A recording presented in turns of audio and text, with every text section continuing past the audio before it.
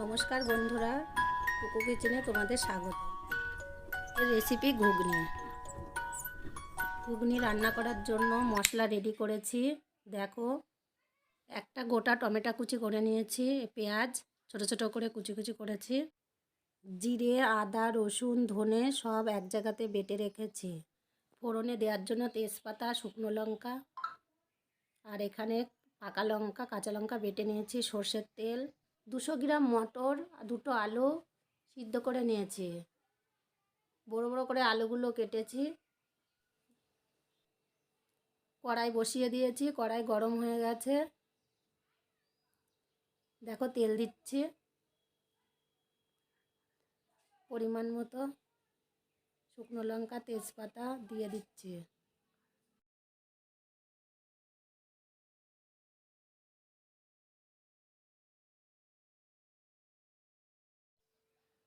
এবার দিয়ে দিচ্ছি কালো জিরে।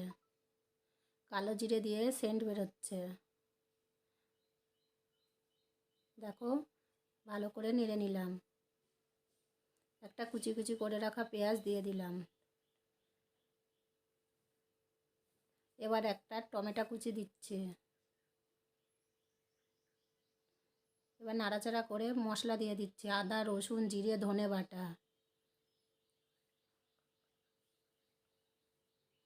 দেখো, নেড়ে নিচ্ছি। এবার লঙ্কা বাটা দিয়ে দিলাম।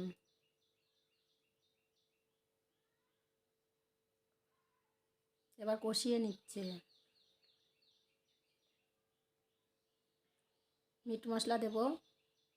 আমি কষানোর সময়তে মিট মশলাটা দিয়ে দিই, আমার ভালো লাগে তাই।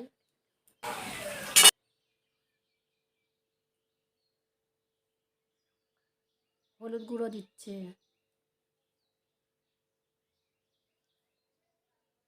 পরিমাণ মতো লবণ দিয়ে দিচ্ছি। একটু সামান্য জল দিলাম।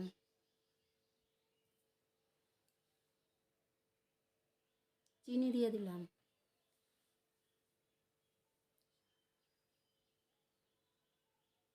দেখো, আমার সিদ্ধ করে রাখা আলু বলে আমি কষানোর সময়তেই দিচ্ছি। ভালো করে কষিয়ে নেব।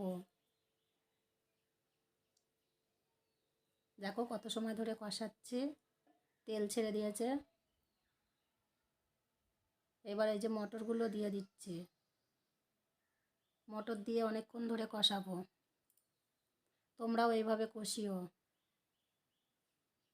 জল দিয়ে দিলাম। বেশি জল দেব না, আমার সিদ্ধ করা মটর বলে অল্প জল দেব।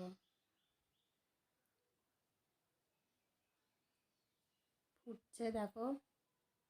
এবার গরম মশলা দিয়ে দিচ্ছি। সানরাইজের শাহী গরম মশলা। আমি এখানে কোনো ভাজা মশলা ব্যবহার করিনি।